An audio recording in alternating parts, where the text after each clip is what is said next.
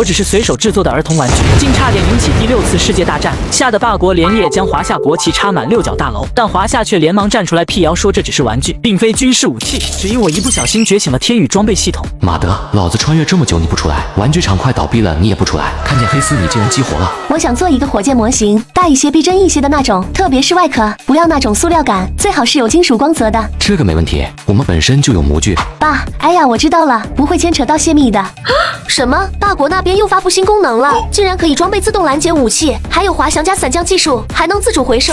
开始接收改造信息。这个系统竟然可以改造，该不会是把玩具改造成真的吧？我知道了，那我马上回去。不好意思啦，差不多就这些要求，你能不能做？火箭改造制作方案：加装自动拦截武器，滑翔加伞降技术，载重大且能自主回收，预计耗时5天。能做是能做，不过你的要求有点高啊，可能需要5天的时间。闻言，少女眼中闪过一丝狐疑，就那么点要求，还需要5天？你们这个玩具厂到底行不行啊？算了，这是300块定金，5天后我来拿货。那么多复杂的功能，做出来少说也得上万块，就给300块定金，真当自己是美女就可以为所欲为了呀？为了打响招牌，三金在美女的要求上进行了一点小小的升级改造。金属质地外壳，干脆就用这款可以穿梭虫洞的飞船材料。滑翔加伞降技术，太老土了，加个反向助力推进装置吧。三金将系统扫描出来的模块一股脑的全部装载了上去。5天后，当美女看见三金造出的火箭模型，整个人都惊呆了。这个真的是模型？你是怎么做的这么逼真的？我们笑哈哈玩具厂讲求的就是纯手工定制，虽然是模型，但却比真的还真。不仅按你的要求全部做出来了，而且我还给你小小的升级了一下。真是太感谢你了！多少钱？我现在直接搬走。凑个整数，你就再给我3万块吧。多少？3万块？对呀，怎么了？哼，奸商，你是不是知道我着急呀？就坐地起价的坑我。妈的，这女的该不会是想白嫖吧？我这可是亏本给你的，熬了好几个通宵没睡，捅死我无期。来，这里转账。哼，好，你给我等着，等本小姐忙完了爷爷的生日，再来跟你算账。这是遥控器，提醒你一下，点火的时候离得远一点。今天是苏定国的60大寿，他取消了原本热闹的寿宴，只因为霸国成功研发了 Hero 系列第8代火箭，并且就在今日首次发射。妈的，还真让这霸国给发射成功了！这下好了，他们都到第8代了，我们又要被拉开差距了。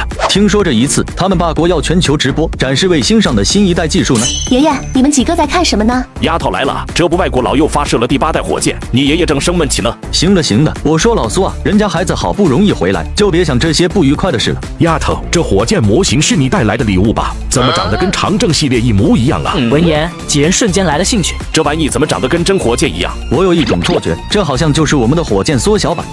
这外形似乎不是塑料，也不是铁，似乎跟我们的长征系列涂层材料很像啊。丫头，这是你从哪买的？就是一个玩具厂。爷爷，我不知道霸国发射火箭的事，你要是不喜欢，我这就叫人搬出去。不用，这模型很不错，我要好好研究一下。那好，这里还有一个火箭遥控器。遥控器？难不成这个东西还能起飞？估计应该是灯光一类的吧，我试试。火箭发射倒计时10、9、8。居然还是声控的。花3万块竟然买了一个喇叭，我回头定要找那小子算账。3、2、1，点火！突然一股热浪从模型底座喷涌而出，在所有人震惊的目光中，火箭竟然真的破空而去。我操，真废了！这他妈什么情况？我是不是眼花了？那小子竟然卖给了我一个真火箭！紧接着，火箭模型在空中分成了2部分，一部分脱落下来，另一部分以更快的速度直冲云霄。一个火箭模型竟然有3级脱离！我操，老苏，我是不是眼瞎了？我的个乖乖啊，这他妈叫模型，这就是一真火箭好吧？一会要是打下个飞机来，咱可赔不起呀！我是周爱民，立刻通知民航和军航，在天海市航空范围的所有航行路线全部进行规避，有不明飞行物。重复一遍，有不明飞行物。发生什么事了？我他妈正上这厕所，突然嗖的一下，一道光差点把我2弟带走。丫头，你这火箭模型是从什么地方买的？能飞多高啊？该不会还能爆炸吧？什么？那道光是火箭？我也不知道啊，我是在一个玩具厂里买的模型，那人叫3金，其余的我真的不知道。这个3金是什么人？多大年纪？该不会是之前的哪个军工大佬吧？玩具厂，别开玩笑了，丫头。有可能啊，当年体制改革，不少厉害人物都走了。如果是当年那几个人钻研一个领域研发，也完全有可能的。不会，他的年纪跟我差不多大，真就是一个玩具厂。什么？这些外国佬发射了个火箭，看把他们牛叉的，还不如老子做的那个模型。早知道他们今天发射卫星，我就多做一个出来了。你看这外国佬多聪明啊，那些优秀的人才都跑到八国去了。我还以为你叫我来是有什么黑丝大美女看呢，竟然看这种破东西，睡觉去了。此时，霸国的全球直播开始了。我国的黑肉系列第8代火箭发射成功，而且我们这一次会在太空中展现我国新研发的雷神之锤项目。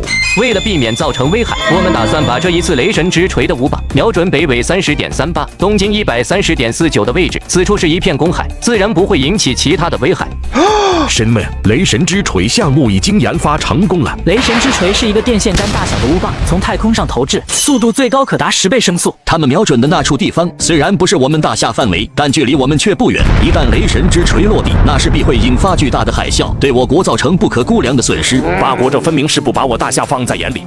我立刻联系相关部门。来不及了，他们既然敢说出来，恐怕早就准备好了。我们真要是发射武器进行拦截的话，霸国甚至会借机发动战争，这才是他们想要的。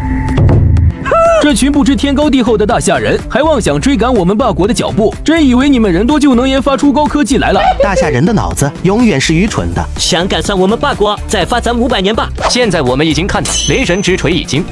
等等，那是什么？只见一枚小小的火箭径直飞向霸国刚刚发射的卫星。警告！发现不明飞行物正在接近中。混账！什么东西竟敢干扰我们雷神之锤的发射？报告，飞行物不明，疑似从蓝星发出，速度约为100倍音速。还没等众人反应，不明飞行物爆发出了一股强大的电磁能量波，瞬间将霸国卫星消融，只留下笑哈哈玩具厂的几个小字从镜头前缓缓划过。我随手制作的儿童玩具竟然打穿了霸国最新发射的卫星！我操！笑哈哈玩具厂，这是大夏的门子吧？是啊，霸国的雷神之锤就这么被阻止了。怎么好像就是咱刚刚发射的火箭模型啊？就当几人震惊的时候，火箭脱落的部分顺着屋顶轻轻地落了下来。天呀，这个助推器竟然可以完整的回收，真是不可思议啊！不可思议的在天上吧，一个小小的玩具竟然把霸国造价数10亿的卫星给灭了。丫头，你这个火箭模型花了不少钱吧？也不算少吧。苏若雪颤颤巍巍地举起了3根手指。300万，这么少？那岂不是说我们可以随时对霸国的卫星进行太空打击了？是啊，这可是一枚火箭啊，还有着微缩技术，300万太值了。爷爷，其实是3万块。什么？3万块钱？你是在开玩笑吗？3万块都不够我们买1枚导弹的，你竟然买了一个能上太空的火箭！丫头，我非常怀疑你说的那个玩具厂里面很可能是一个秘密研发基地，而且已经对我们造成了威胁。没错，我带着军部的人去一趟。如果是我们自己人，那真是我大夏的福气；如果是其他人的话，此时距离霸国卫星消失已经过去了10分钟。混账！刚刚过去的是什么东西？好像是一枚火箭，上面还有一些大夏的文字。什么？这难道是大夏的攻击手段？太无耻了！我们几10亿造出来的卫星，这么一下就没了。立刻致电大夏军部，给我要一个说法。你就是3金，之前那个火箭模型是你制作的？我是总经理，准确的说，这都是旁边这老小子造出来的。我当时就跟他说了，要少放点燃料。这下好了，出事了吧？怎么样，严不严重？是烧着脸了，还是烫着手了？烧脸、烫手，这都什么乱七八糟的？我说你这人到底怎么回事啊？我就是买一个玩具而已，你的好直接做出来一个真火箭，做出来也就罢了，竟然还上天了，上天也就罢了，还把霸国的卫星打下来了，这下麻烦可大了。什么？给霸国的卫星打下来了？不会让我赔钱吧？赔什么？太空又不是他霸国的，谁让他卫星没事飘在我们这边了？多说这个了，小伙子，你的这些技术能不能卖给我们军方啊？卖给你们？没错，你要是不愿意的话，我们可以跟你签订战略合作协议，我们借用技术，给你们技术使用费。技术使用费能有多少？别看我们只是个快要倒闭的玩具厂，但是我们玩具技术含量还是非常高的。别的我不敢说，就单纯回收降落的技术，我们所今年剩下的2亿资金能全部给你，这是我说了算。成交，钱不钱的无所谓，我主要是想为大夏的发展增砖添瓦。苏定国没想到会这么顺利，3金的技术随便拿出去卖的话，都远远不止这个价格。这个小伙子还真是个好人啊！对了，上次这位美女走得急，不仅注意事项没授权，就连遥控器上的指纹都没有切换。那枚火箭模型还在太空上吧？要不要回收回来？你是说那个在太空中的火箭还能控制？对呀，我当时附加了不少功能呢。我还在犯愁，不知道怎么回复霸国的最后通牒呢。现在有了你的技术，我们已经形成了碾压，就不用那么客气了。后天有一个新闻发布会，你能不能再做一个火箭模型出来？只要外壳就行。不用啊，你们只要外壳的话，我仓库里面有很多呀，500块一个，买1送1，直接拉走。我操！从玩具厂出来的时候，苏定国有种不真实的感觉。好好查一下这个人的身份，网上查，最少查8代。是。丫头啊，3金这个人你以后要多关注，我看你们年龄相仿，应该有很多共同话题，可以多聊聊。他就一个睁眼瞎，我才不跟他聊呢。三金可不简单啊，要是你们能成，我也算了了一桩心事。爷爷，你胡说什么呢？回到航空研究所，苏定国立刻被研究员们包围起来。苏老，听说是我们大夏的火箭把霸国卫星给打下来了。霸国那边找我们要说法呢。苏老，这到底怎么回事啊？都打住！我这有火箭模型的遥控器，我们试试看。只见苏老激活了指纹识别后，从遥控器上竟然投放出了一片虚拟投影。我的天哪，这该不会事实是全息投影吧？想要做到如此大范围的成像，最起码要有光息扫描技术才可以。但这种技术怎么可能真的出现在现实当中？警报！警报！拦截武器系统启动中。预设轨道上出现了拦截物，这是马斯克二代竟然在这里找到了。马斯克二代就是那个造电车的，不是说卫星发射失败了吗？那都是假象。马斯克第一代火箭其实早就已经发射成功了。霸国的民企可以自主发射卫星上天，对我国来说是不可监控的。没想到他们第二代卫星也发送成功，看来我们需要重新评估了。坏了，这眼看着就要撞上了。只见从火箭模型上发出了一道光幕，瞬间笼罩住了马斯克二代。等光幕消失后，卫星也没了。这就没了，怕不是在逗我吧？幻觉，这一定是幻觉。就连见多识广的苏定国都有些不敢相信眼前的画面了。你们说有没有可能，这只是提前制作好的虚拟动画？先这样吧，一切等开完新闻发布会再说，让我好好捋一下。我们的二代卫星呢？哪去了？该不会是我们的技术人员出了问题，启动了卫星自毁装置吧？老板，这些操作都需要您的指令才能激发，我们就算是想做也做不了啊！难道是遭遇了外星飞船的攻击？今天听说我国的新一代卫星被大夏的武器给破坏了，会不会我们的马斯克二代也是被大夏黑科技给破坏了？大夏，你是在侮辱我的智商吗？立刻给我滚蛋！我的公司不允许有你这么愚蠢的人存在。老板是真的，这是今天的最新新闻。5分钟后，看完新闻的马斯克傻眼了，立刻给我接通白房子的电话，我要找拜登总统。为了大夏的全球军事演习，我随手改造出了一架外星3代机。你们大夏破坏我霸国的卫星，是想要挑起战争吗？呵呵，既然贵国说是我们破坏了你们的卫星，那么请问我们是通过什么方式对你们发起攻击的？这还用问吗？这张照片上就是你们大夏的文字。这确实是我们大夏的东西，只不过据我们了解，这只是一个小小的玩具。玩具？开什么玩笑？你们的玩具能上天，还能击落我们的卫星？霸国的玩具不能，但是我们的可以。贵国在发射卫星的当天，我们大夏的一个玩具厂正好发射了玩具火箭，谁能想到你们的卫星这么不精壮，才造成了这一次的事故。哦，对了，近期我们大夏这种玩具火箭的数量比较多，烦请在我国上空的所有飞行器离开我大夏领空，这是通知，不是商量。什么玩具？这是我听过最拙劣的谎言。总统阁下，新闻发布会之后，大夏出示了一个相同的玩具，根据鉴定，跟视频中出现的完全一样。这一次大夏没有说谎。你的意思是，大夏随便发射了一个玩具，就把我们造价几十亿的卫星给打下来了？恐怕事实就是这样的。不仅仅是这样，马斯克说他们最新的2代卫星莫名其妙的失踪了，很有可能也是大夏的手段。马斯克二代也被干掉了，那岂不是说你担忧的不错？大夏发射上去的东西似乎还可以在太空自主运行。那关于以后我们对大夏的战略措施，后面再说。我先跟梅川库查通个电话。爷爷，你不是说那个玩具有很多功能都是假的吗？怎么还让三金去改造飞机啊？马上就要进行第5代机的试飞了。最近樱花国那边从霸国购买了一批战机，我担心他们会来搅局。这一次让三金改造3代机，我就是想看看他还有什么本事。可是我听爸爸的意思是不同意让三金改造战机。苏若雪的父亲正是东部战区空军副总司令。你爸就是小心眼，还因为上次火箭模型的事记仇呢。一会你好好劝劝他，以后还要跟三金相处呢。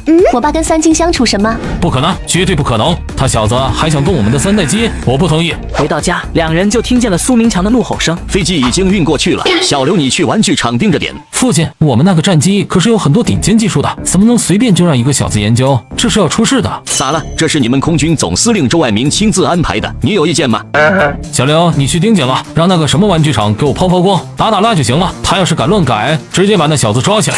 没多久，刘明赶到三金的玩具厂。这是我们军方的3代机，本来已经退役了，不过由于演习的4代机数量不够，就想着改进一下凑个数，麻烦金老板了。麻烦倒不麻烦，毕竟是给钱的嘛。具体要怎么改？其实你也不用怎么大改，主要是外观抛个光，喷个漆什么的，看上去牛叉就行。那好，什么时候用？1个星期后。这几天我就住这里，看看有什么能帮得上忙的。你这是不放心啊？不过我这里没有地方睡，你只能跟老王睡一起了。这没问题。开始接收改造信息，非典型外骨骼改进方案，氢动混合动力能源装备系统，全息光波雷达扫描系统等离子炮加载模块。就让我来为你重焕新生吧。此时东部战区空军演习指挥部聚集了一帮大佬。相信大家都知道，这一次我们军演的主角是最新的第5代战机，而目的就是为了震慑樱花国宵小。前段时间，樱花国的船只经常在我国钓鱼岛附近出没，就是因为我们第4代战机的巡航范围不够。现在我们的第5代战机在续航里程上已经翻倍，相信一定会震慑樱花国的。还有一个消息，听说最近樱花国从霸国最新购置了什么飞行器，以防万一，这一次军演一定要做足准备。明白，同志们，我们大夏的国防力量发展任重而道远，但是我们要有战必胜的信念。自从刘明入驻玩具厂以来，就没有清醒的时候，只因为门卫老王太能喝了。刘军官，战机改造完了，跟我去验一下货。当刘明看到改造完成的3代机，整个人都惊呆了。这是3代机？对呀，就是小小的改造了一下。这是说明书，有什么不懂的自己查就行。苏司令只是让我喷个气，现在倒好，你直接造了个外星飞船出来，这让我回去怎么交差啊？刘明绝望了，只能硬着头皮将战机拖回去交差。此时东海的一艘驱逐舰上停放着2架5代机。各部门注意，4代机已升空，按计划5代机从甲板上进行舰载起飞，然后对4代机进行追击。紧接着一道热浪传来，5代机犹如利剑一般直插云霄。厉害呀！这5代机的弹射起飞当真非凡，是我们4代机没法比拟的。是啊，4代机就算全功率起飞，也需要至少25米以上的起飞距离。天空中2架5代机很快追上了提前起飞的4代机，随着几枚虚拟导弹的发射，4架4代机全部被5代机击落。不愧是5代机啊，短短2分钟就已经干掉8架4代机了，完全不是一个层级的。是啊，而且这2架5代机已经展现出密切的配合了，现在就剩下1架。不对啊，我们不是准备了10架对手机吗？怎么少了1架？那个3代机呢？报告，我是10号驾驶员黄海波，我不会开这架3代机啊！什么叫不会开？郭海波，你在开什么玩笑？连3代机都不会开了？这个司令啊，其实10分钟前我就想说了，我看了半天说明书，到现在为止连启动的开关都没找到。什么？怎么会这样？等等，那架是不是玩具厂改造过的飞机？对啊，司令，我虽然不知道改造了个什么玩意，但这绝对不是3代机啊！立刻把现场画面给我切过来。当画面投放出来之后，所有人都愣住了。这是3代机，开什么国际玩笑？确定这不是外星飞船？这个机身材料不对啊，怎么在阳光下没有任何反射？不仅是机身材料，你们看整架飞机上没有任何武器的洞口和导弹悬挂，这似乎不是一架战斗机啊！一旁的苏明强更是想死的心都有了。这他妈是个什么玩意？不是说好了不让他乱改的吗？正当众人疑惑的时候，一股巨大的推力从飞机下方传来。妈呀，这是怎么了？我感觉要升天了！郭海波，你冷静点，大白天的不要说胡话。突然，画面中的3代机下方冒出了一股蓝光，整架飞机以肉眼可见的速度悬浮了起来。这是怎么回事？郭海波，你干了什么？不知道啊，我有种不祥的预感。随着一声哀嚎，原本悬浮在半空的3代机瞬间没了踪影。郭海波，听到请回答，听到请回答。郭海波，你他娘的人呢？刚才那是垂直起飞吧？我他妈眼睛是不是花了？我看得清楚，确实是垂直起飞，然后一个推力就直接没了。就单纯这个起飞速度，起码有1马赫，这种瞬间的动能压力是人体根本不能承受的。郭海波该不会已经……报告，我军演习的海域发现一架不明飞行器，从方向来看，似乎是从樱花国来的。我随手改造的3代机竟然震惊了一众军方大佬，小樱花的先进战机前来挑衅。报告，发现来自樱花国的不明飞行物以及舰群。什么舰群？还有不明飞行器？肯定是樱花国知道我们在军演，故意要来搞事情吧？现在空中的情况怎么样了？报告总司令，9架4代机已经全部落地，5代机准备进行舰载短距离停降。告诉他们立刻停止演习，警告不明飞行器尽快离开，必要时可以进行武力驱逐。2架5代机立刻朝不明飞行物驶去，很快视线中就出现了一架他们从未见过的新型战斗机。报告，这里是蓝屿，对面似乎是霸国的新一代战机。突然，樱花国的战机笼罩出一层鹰锥，一瞬间便从2架5代机中间穿了过去。什么超音速飞行？不对，这速度最少3马赫。蓝屿的话让周爱民几人瞬间不淡定了。看来传闻是真的，霸国的新一代战机果然研发成功了。如果速度达到了3马赫的话，这架战机甚至可以摆脱防空导弹的追击。现在只能期待我们的5代机能跟它较量了。此时天空中，不管2架5代机怎加速，都无法缩短跟樱花国战机的距离，甚至樱花国战机还不断的摇摆，做出各种挑衅动作。报告，我们的常规速度无法追上敌机，请求启动极速飞行模式拦停。目前它已经进入我大夏领空了。极速飞行模式就是牺牲燃料消耗，瞬间提升极限速度，但续航时间也会缩短。可以启动极速飞行模式，我们会协调沿海机场和空地，用于你们的紧急迫降。希望启动了极速飞行模式后，樱花国能够知难而退吧。在极速飞行模式下，5代机勉强发射了1枚导弹，但在接近的一瞬间，樱花国战机竟然一个加速攀升，躲过了导弹的追踪。霸国的新式战机速度竟然可以超越机载导弹，这几乎是无敌了。指挥室里也陷入了一片死寂。我们的导弹竟然追不上对面的飞机，这下5代机真成笑话了。憋屈，太他妈憋屈了。让他们回来吧。我们通过外交手段进行谴责。报告，我了个乖乖，终于能接通了。郭海波，这里是指挥室，你那什么情况？说出来我自己都不信。刚才我去外太空溜达了一圈，太他妈刺激了。最后终于在说明书里找到了操作手册的部分，现在算是有了初步的操作权限。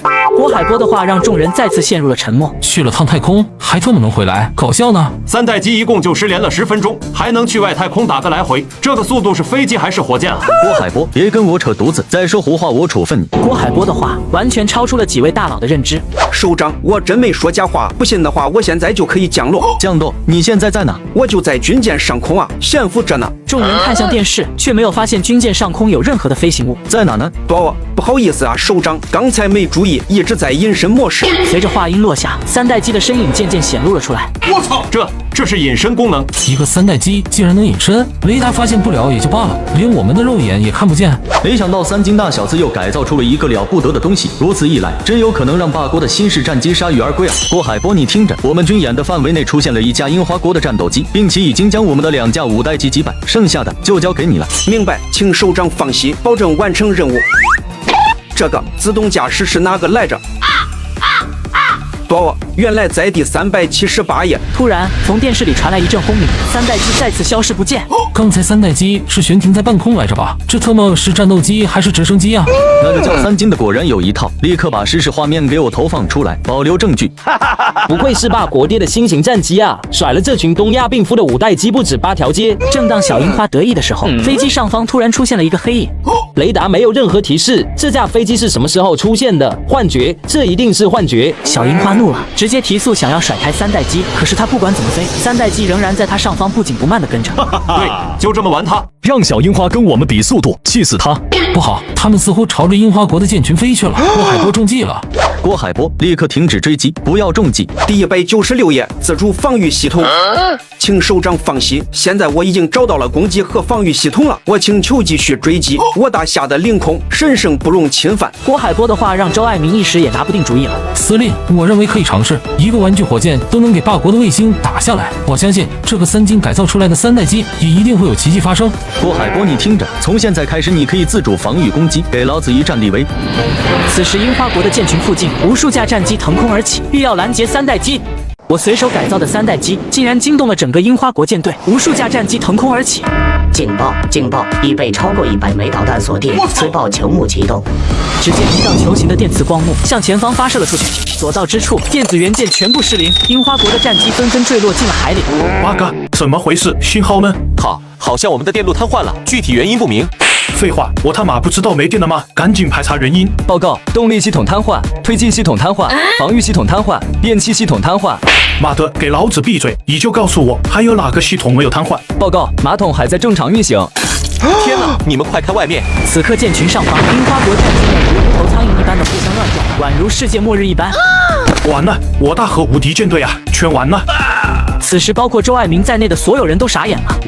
刚才是樱花国的飞机都坠毁了吧？怎么可能？那可是几十架舰载机啊，怎么会突然全部失灵？难道这一切都是郭海波做的？不能吧，郭海波就只有一架飞机啊！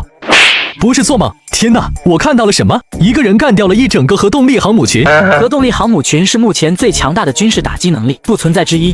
报告，我是郭海波，我已经完成任务，请求返航。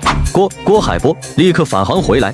当郭海波抱着比板砖还厚的使用说明出来后，几位军方大佬全都激动地哭了出来。扬眉吐气，当真是扬眉吐气啊！从此以后，再也没有任何国家能够欺辱我大夏。怎么大佬们都哭了？难道是我刚才太冲动了？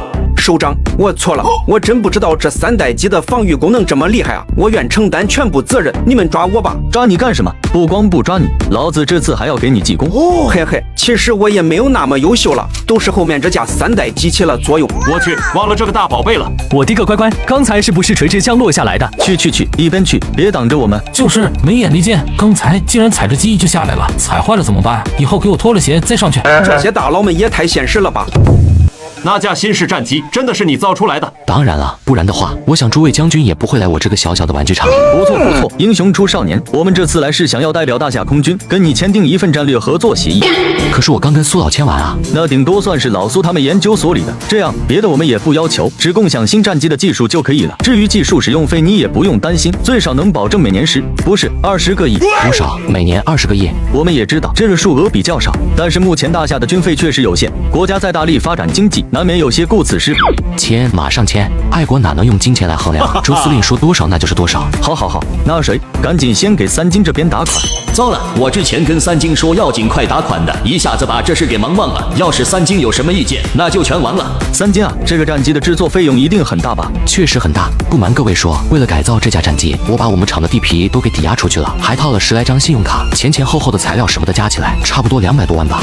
多少？200万就能造出这么一架飞机？我们最新的5代机前后的费用也达到100亿了，区200万，感觉这是对战机的侮辱啊！我确实就花了这么多钱啊！这些新式材料和元件倒不是多么珍贵，而是在于设计和比例。就说外表的隐形战衣吧，就是用普通的合金材料做的，关键是各种材料的比例以及转合技术。那什么三金，我还没正式介绍呢，这是我孙女苏若雪，你们都是年轻人，有共同话题，以后可以多聊聊。爷爷，你胡说什么呢？突然，苏定国一把捂住了胸口。哎呦！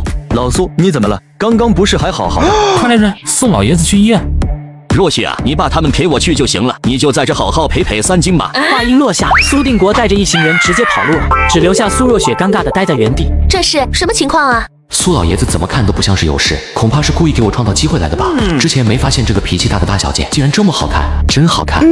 你说什么？没什么，你脸怎么这么红？发烧了？没事。你以后有什么打算吗？现在你们玩具厂跟大夏军方和研究所都签了协议，以后会以这方面为主吗？可能不会吧，我们玩具厂已经停工很久了，我目前想着先恢复生产，重新开业再说。不瞒你说，你是我这3个月以来的第一笔订单。苏若雪略显失望的点了点头。不过要是苏大小姐有需要的话，我随叫随到，毕竟你可是我们玩具厂起死回生的大功臣啊。他这么说，难道是在跟我表白吗？走吧，我们跟着去医院看看苏老。当苏明强看着牵着手的2人，一下子急眼了。你小子好大的胆子，竟然当着我的面对我女儿动手动脚！我今天非要打断你的手不可！爸，你要干什么？三金是我男朋友，我不许你欺负他。什么？我不同意！他有什么好的？你给老子闭嘴！三金是我看上的人，这个家什么时候轮到你说话了？爸，您千万别动怒，您的心脏可经不起折腾。走，跟老子出去！不好意思啊，我爸的脾气就是这样。刚才的事你千万别放在心上，我只是情急之下才……看来要当你们家的女婿很不容易啊。不过我这个人最喜欢有挑战的事情了。你什么意思？我是说，要是我从今天开始追你，你觉得我有没有希望将来当你孩子的爹呢？苏若雪猛地一愣，紧接着眼前蒙上了一层水雾。本小姐可没有那么好追，你要做好觉悟哦。总统，最新得到的消息，樱花国核动力航母群被大夏消灭殆尽，这一次的损失预计在9000亿霸国币左右。这不重要，我们的那架新式战机呢？已经坠海了，那片海域属于大夏，想要打捞的话，恐怕不太现实。这个樱花国真是这么多狗腿子当中最差劲的一个，看来这一次还要我们亲自出马才行。我改装的先进战机一不小心裂了樱花国一整个核动力航母舰体，仓库里还堆积着这么多大圣玩具，得想个办法处理一下才行。当初正是因为这批玩具的投资，才拖垮了玩具厂。不过我之前改造的那些都是军工，这批玩具能有什么改造方案？检测到可改造信息，四台转换模块加载，矢量推进引擎模块加载，人工智能模块加载，量子技术转换模式加载，极速飞行模块加载，预计费用10亿元。我操，你疯了吧？改造一个玩具就要10亿，我卖给谁去？这加载高速飞行模块以及控制模块，预计费用1000元。这还差不多，卖个2、3千的话也算薄利多销了。王叔啊，上次你说的那个直播带货的事，我们要不要试试？还有那么多玩具在仓库里面压着呢。直播带货，开什么玩笑啊？就我们2个哪能卖得出去？现在人家可都是喜欢看黑色美女大长腿的。拉倒吧，我们走的可是正经八百的科技路线，好不好？我要凭实力把我们厂的销量搞上去。几天后的一家咖啡厅里，2个美女坐在桌前。哎呦喂，苏大小姐最近这是吃蜂蜜了，嘴巴都快咧到后脑勺了啊！你说什么？哼，我倒要看看是什么人把我们家若雪的魂给勾搭走了。哎呀，你快还给我！原来叫三金，老实交代什么时候开始的？多大年纪？到什么地步了？有没有错事？讨厌，还没开始呢。他比我小1岁，是一个玩具厂厂长，看不出来吗？还是个小奶狗。这是开始直播了，没想到还挺上镜的，就是直播间人数惨了点，才5个人。各位观众，下面介绍一下我们玩具厂的最新产品，是一款能飞能操控玩具。开什么玩笑，连个螺旋桨都没有也能飞，活捉虚假宣传艺人。315刚过去，现在这卖假货的又冒出来了。既然大家都在质疑，那我只好演示一下了。我们目前的这款玩具可以理解成一款具有齐天大圣外形的无人机，最大飞行高度大概2万米，最高时速每小时200公里，最大承重。主播，你脑子不清醒了？你知道2万米是什么概念吗？净吹牛。就是呀，还最高时速每小时200公里，这要是真的，快递员岂不是要下岗了？若雪啊，这个叫3金的怎么那么能吹牛啊？你可不要被他的颜值给骗了。对，直播间的名字就叫笑哈哈玩具厂，你找点人直接进去就行。怎么了，小敏？你自己看看，这也太能吹了吧？这还是玩具吗？3金不是那样的人。既然直播间里的人都不相信，那我就当场演示一下。一边说着，3金一边按下了遥控，只见大圣玩具竟然真的缓缓飞了起来。这样吧，樱花国有个什么神社，我直接让大圣落到那边去，怎么样？开玩笑的吧？那可是上千公里，就算能飞过去，也会被拦截。主播，你要是真能把樱花国的神社给炸了，我就买365个，一天炸一个。没错，你要是炸了，我也下单。看来得加一个自毁模块才行，反正是单向操作，也不需要回收了。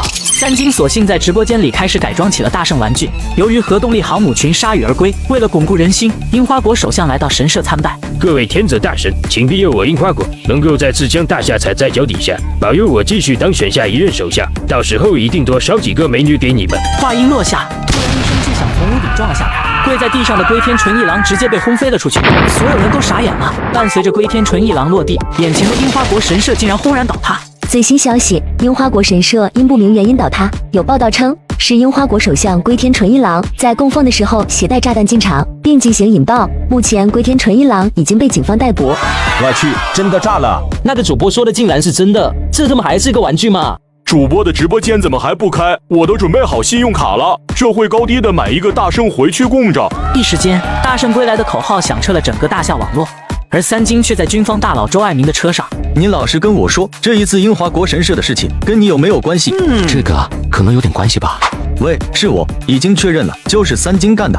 周司令，是不是樱花国那边找过来了？那就是一个玩具啊，谁知道他们的神社那么不结实？这也就是你，要换作是其他人，我估计也不能信。之前那2个东西就不说了，我很好奇你一个小小的无人机是怎么直接飞到樱花国去的，而且还躲过了他们的侦察系统，直接轰到了樱花国的本土。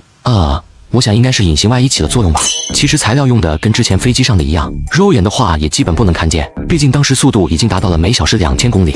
你说什么？每小时2000公里？你确定？目前世界上最先进的无人机最大飞行速度也才1000公里每小时啊！看着3金人畜无害的表情，周爱民不知道要说什么好了。还有一件事，也是我们最担心的，我们怀疑樱花国已经得到了你这个飞行器的残骸。为了这个技术的价值，他们甚至不惜让一个首相来背锅。我们想跟你确认一下，你的飞行器会有什么技术留存下来，我们也好提前准备。不会技术外泄的，我特意加装了自熔模块，落地之后3秒之内，各种模块都会自行瓦解。太好了，不过你也知道，这件事在网络上炒得沸沸扬扬的。樱花国那边现在虽然没有什么证据，但难免不会对我们进行诬赖。放心吧，其实这就是一个无人机玩具，我会大幅削减一下参数，等卖的多了以后，相信网络上也就不再会有声音了。不过话说回来，你这个无人机技术是不是也可以？这没问题，等我把库存处理干净，就把这些技术共享。3金啊，真是太谢谢你了。不过这事也不用着急，你上次提供的飞机改进技术，我们还没研究过来呢。妈的，樱花国神社的是绝对又是大夏的手笔，竟然敢接连挑战我爸国的地位。你之前说的那个计划都部署完了吗？部署完了，我们六角大楼刚刚研发出了一种气象武器，已经在大夏北部边境地区实施了。再加上这个季节，那些地区有雪也很正常，绝对不会暴露我们。气象武器有什么用？不仅可以让暴风雪来得更猛烈些，还会夹杂着龙卷风，在那种气候条件下，任何交通工具都发挥不了作用。等到他们的边防战士支撑不住的时候，我们再去提供技术援助，这样不仅可以白赚大夏一部分钱财，更重要的是，我们可以趁机派设备到大夏边疆进行侦查，一举多得。非常好，听你这么一说，我已经有些迫不及待，等着大夏求到我们霸国了。不仅如此，我还秘密联系了阿3国，他们会从南边的山区对大夏高一些动作，这样一南一北，绝对能让他们应接不暇。就这么办。